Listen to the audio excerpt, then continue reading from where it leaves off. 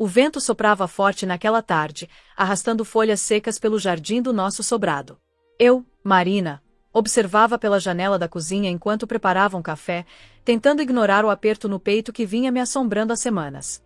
Algo não estava certo. Guilherme, meu marido, entrou na sala com um sorriso que não chegava aos olhos.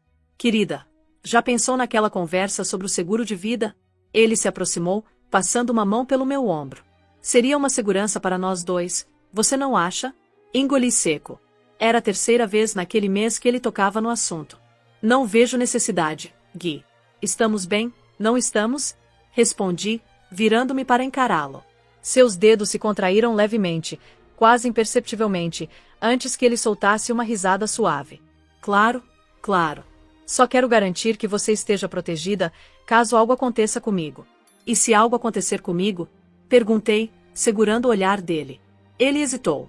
Foi só um instante, mas suficiente para confirmar minhas suspeitas. Algo estava errado. Marina, você está sendo paranoica, ele disse, afastando-se e pegando as chaves do carro. Vou encontrar Júlio. Combinamos de resolver umas coisas. Assim que a porta se fechou, peguei meu celular e hesitei por um momento antes de discar o número do único homem em quem ainda podia confiar, meu tio Jeremias. Tio, preciso te ver. Minha voz saiu mais trêmula do que eu gostaria. Já estou a caminho, ele respondeu, sem hesitar. Enquanto esperava, me sentei no sofá, olhando as fotos nossas espalhadas pela sala. Sorríamos tanto naqueles retratos. Quando foi que tudo começou a desmoronar? A campainha tocou. Era Jeremias, com seu jeito calmo e postura firme, aquele mesmo que sempre me trouxe segurança desde pequena. Conte tudo, ele disse, sentando-se à minha frente. E eu contei. Sobre as insistências de Guilherme, sobre as conversas suspeitas que eu ouvirá entre ele e Júlio, sobre o modo como meu marido parecia mais interessado no meu possível desaparecimento do que na minha companhia. Jeremias não pareceu surpreso. Apenas assentiu, os olhos escuros calculando cada palavra. Marina, algumas pessoas plantam vento sem pensar que podem colher tempestade, ele disse, baixinho. Mas não se preocupe. Você não vai enfrentar isso sozinha. E naquele momento, eu sabia. O jogo tinha apenas começado. E Guilherme nem fazia ideia de que eu não era mais a peça mais frágil do tabuleiro. O cheiro de café fresco ainda pairava no ar quando Jeremias colocou o copo na mesa e olhou para mim com uma expressão que eu conhecia bem. Era o mesmo olhar que ele usava antes de agir. Marina, você tem alguma prova? Algum documento, mensagem, qualquer coisa que mostre o que eles estão planejando? Perguntou, voz baixa, mas firme. Mordi o lábio, revirando a memória. Ele deixou o celular desbloqueado semana passada. Vi uma conversa com Júlio. Algo sobre resolver logo e o plano não pode esperar. Mas não li tudo. Jeremias assentiu, os dedos batendo levemente na mesa como se decifrassem um código. Precisamos ser espertos. Se eles estão com pressa, vão cometer um erro. E quando cometerem, ele não terminou a frase, mas o silêncio entre nós falou mais que palavras. Naquela noite, Guilherme voltou mais tarde que o habitual, o cheiro discreto de álcool envolvendo como uma segunda pele. Tive que fechar um negócio com Júlio, justificou, evitando meu olhar enquanto tirava o casaco. Que tipo de negócio? Perguntei, mantendo a voz estável, como se fosse apenas uma curiosidade banal. Ele parou, os ombros tensionando por um segundo antes de relaxar em um sorriso forçado. Coisas de trabalho, amor. Nada que deva te preocupar. Sorri de volta, fingindo acreditar. Mas enquanto ele se virava para ir ao banheiro, vi o jeito rápido com que ele escondeu algo no bolso do casaco, um movimento furtivo, quase imperceptível. Esperei até ouvir o chuveiro ligar. Então, com mãos que tremiam apenas um pouco, procurei no bolso. Um papel dobrado, um contrato de seguro, com meu nome em letras garrafais e a assinatura dele rabiscada no canto, como se tivesse sido feita às pressas.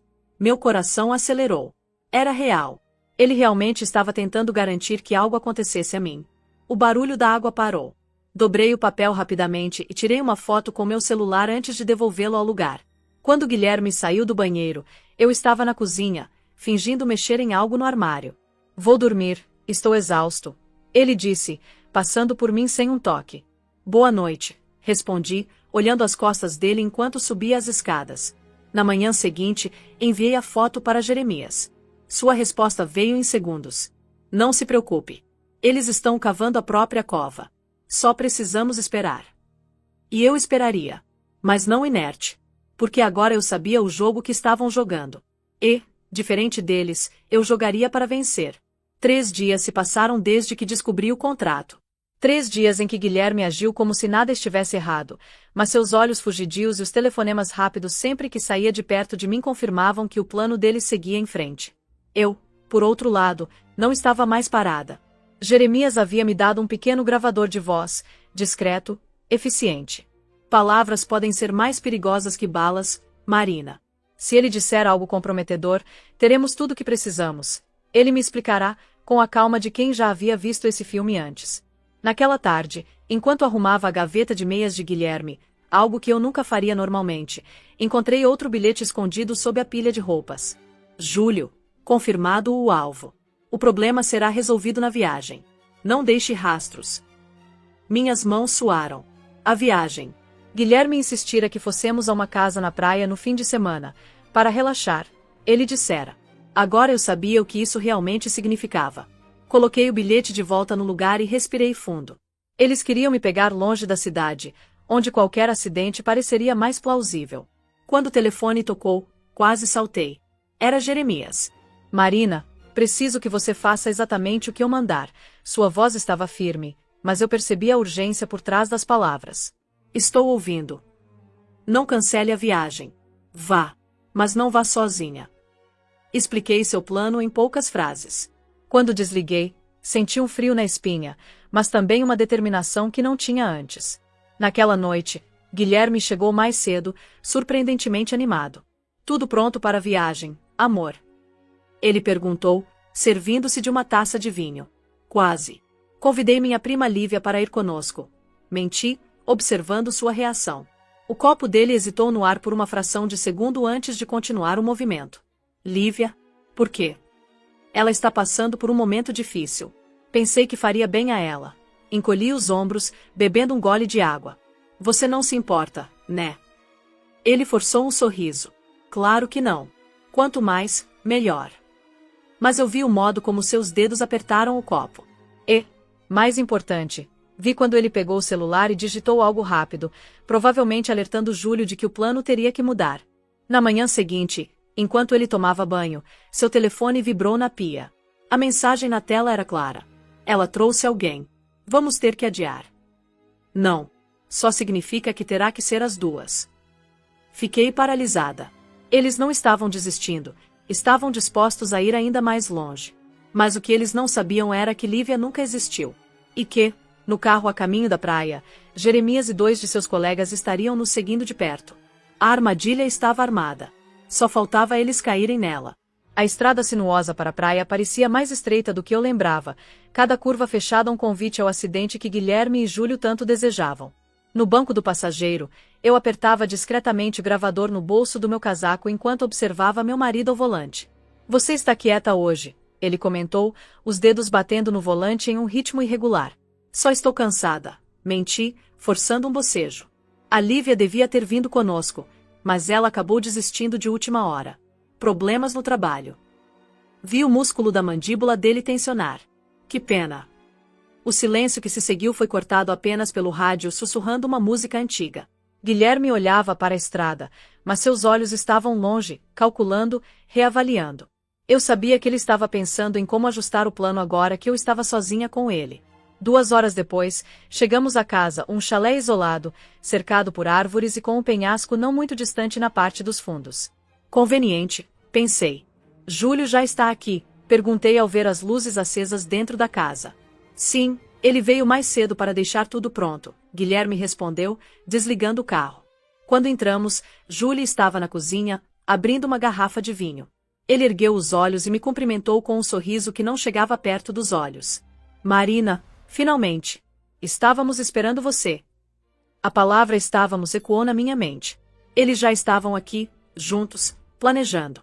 Vou levar as malas para o quarto, Guilherme anunciou, pegando minha bolsa antes que eu pudesse reagir. Enquanto ele subia as escadas, Júlio me ofereceu um copo de vinho. Para relaxar, ele disse, o líquido rubro escorrendo no cristal como um aviso. Obrigada, mas estou com sede mesmo é de água, recusei, pegando um copo limpo e enchendo na torneira. Ele riu, mas seus olhos escureceram. Você está diferente, Marina. Mais, atenta. Segurei seu olhar. As pessoas mudam quando percebem que estão cercadas por cobras. A expressão dele endureceu, mas antes que pudesse responder, Guilherme desceu as escadas. Tudo pronto lá em cima, ele disse, ignorando a tensão no ar. Amanhã podemos dar uma caminhada até o penhasco. A vista é incrível ao amanhecer. Claro que é. Sorri, fingindo não entender a sugestão por trás das palavras. Adoraria. Enquanto me preparava para dormir, trancei a porta do quarto e enviei uma mensagem silenciosa para Jeremias. Estão me levando ao penhasco amanhã. Estão prontos? A resposta veio imediata. Sim. Eles não vão te tocar. Mas grave tudo. Naquele momento, percebi que o jogo deles estava prestes a virar. Porque amanhã, no penhasco, seria Guilherme quem cairia na própria armadilha. E eu estaria lá para assistir. O amanhecer chegou com um céu cor-de-mel, tão bonito que quase parecia uma piada cruel. Eu me vesti com calma, meus dedos verificando discretamente o gravador no bolso do meu casaco mais uma vez. Hoje seria o dia em que tudo acabaria, ou começaria, dependendo de como se via. Quando desci, Guilherme e Júlio já estavam na cozinha, conversando em vozes baixas que se calaram assim que me viram. Bom dia. Dormiu bem? Perguntou Guilherme, servindo café com um sorriso que não alcançava os olhos. Como um anjo. Menti, aceitando a xícara. Júlio observava meu rosto como se procurasse algo, medo, hesitação, qualquer coisa que indicasse que eu suspeitava. Mas eu havia praticado minha expressão neutra no espelho naquela manhã. Vamos ao penhasco, perguntei antes que ele pudesse falar. Vocês disseram que a vista é imperdível. Guilherme pareceu aliviado com minha sugestão. Sim, agora mesmo. O sol está perfeito. Saímos, os três, em uma caminhada que parecia inocente. O ar salgado do mar mascara a atenção, e os pássaros cantavam como se fosse um dia qualquer. Eu caminhava entre os dois, observando a trilha estreita que levava ao penhasco, uma queda livre de mais de 20 metros para as rochas abaixo. Cuidado aqui, Júlio disse, fingindo preocupação enquanto apontava para uma pedra solta no caminho. É fácil escorregar. Sim, eu aposto que é. Obrigada, respondi, evitando o lugar que ele indicou. Quando chegamos ao topo, o vento soprava mais forte, puxando meus cabelos como se tentasse me afastar dali. Guilherme se postou ao meu lado, muito perto da borda. Lindo, não é? Ele disse, olhando para o horizonte. Deslumbrante, concordei, mas não estava olhando para o mar, estava olhando para ele. Foi então que Júlio fez seu movimento. Ele fingiu tropeçar, esbarrando em mim com força suficiente para me desequilibrar em direção à borda. Mas eu estava pronta. Meu corpo girou rápido, agarrando o braço de Guilherme no processo. Ele, pego de surpresa, balançou perigosamente perto do precipício. Marina, o que? Eu sei do seguro, cortei, minha voz firme pela primeira vez em meses. E sei do plano de vocês. Os olhos dele arregalaram. Júlio congelou alguns passos atrás, calculando se ainda poderia me empurrar sem testemunhas. Foi quando os passos pesados ecoaram atrás de nós. Jeremias e 2 policiais uniformizados surgiram da trilha, suas expressões duras como as rochas abaixo de nós. Acho que vocês 3 têm muito o que conversar, meu tio disse, calmamente. Guilherme ainda tentou. Jeremias, isso é um mal-entendido. Estávamos só. Planejando acabar com minha vida, completei, puxando o gravador do bolso. Porque tenho tudo aqui. Desde o seguro forjado até a conversa de ontem à noite. Júlio fez um movimento brusco, mas um dos policiais já estava com as mãos no coldre. Não seja burro, Jeremias advertiu. Já temos provas suficientes para enterrar vocês 2. Guilherme olhou para mim, e pela primeira vez, vi verdadeiro pânico em seus olhos. Marina, eu não sei o que dizer. Diga adeus, respondi, afastando-me enquanto os policiais avançavam. E assim, no topo daquele penhasco onde deveria ter sido meu fim, foi o futuro deles que despencou para as rochas. Enquanto seguíamos de volta, Jeremias colocou uma mão no meu ombro. Está tudo bem. Olhei para o céu, agora totalmente aberto, e sorri. Melhor do que nunca. Porque eu havia aprendido a lição mais importante. Algumas pessoas merecem seguros de vida. Outras, apenas cadeias. O carro da polícia sumiu na curva da estrada com Guilherme e Júlio no banco de trás, as mãos algemadas. Eu fiquei parada na varanda do chalé, observando até que os faróis desapareceram completamente. O vento do mar enroscava-se no meu pescoço como um abraço frio. Eles vão tentar contratar um bom advogado, Jeremias disse, chegando ao meu lado com 2 xícaras de café. Que tentem, respondi, aceitando a bebida. O líquido quente queimou minha língua, mas eu não me importei. As gravações, o contrato forjado, as mensagens. Eles não vão escapar dessa. Meu tio assentiu, seus olhos experientes estudando meu rosto. E você? O que vai fazer agora? A pergunta ecoou em mim. O que eu queria? Por meses, eu tinha vivido como uma personagem na história que Guilherme escrevera, a esposa ingênua, a vítima perfeita. Mas agora, primeiro, vou vender esta casa, disse, olhando para o penhasco ao longe. Depois, talvez eu mude o meu nome de volta para o de solteira. Jeremias sorriu, orgulhoso. E o seguro de vida que ele tanto insistiu? Eu ri, pela primeira vez em semanas. Vou cancelar. Mas antes, vou enviar uma cópia do boletim de ocorrência para a seguradora. Quem sabe eles não processam ele por fraude. A noite caía quando deixamos o chalé para trás. Eu não olhei para trás. Não precisava. Por quê? No final, Guilherme tinha razão sobre uma coisa. Seguros são importantes. Só que ele esqueceu de verificar as letras miúdas do próprio destino. E o meu? Bem, o meu estava só começando. 3 meses depois, o apartamento cheirava a tinta fresca. Eu havia escolhido cores vivas para as paredes. Amarelo, azul, tons que Guilherme sempre odiou. Minha nova vida merecia um novo cenário. O processo de divórcio corria rápido, graças às provas que tínhamos. Guilherme e Júlio enfrentavam acusações graves.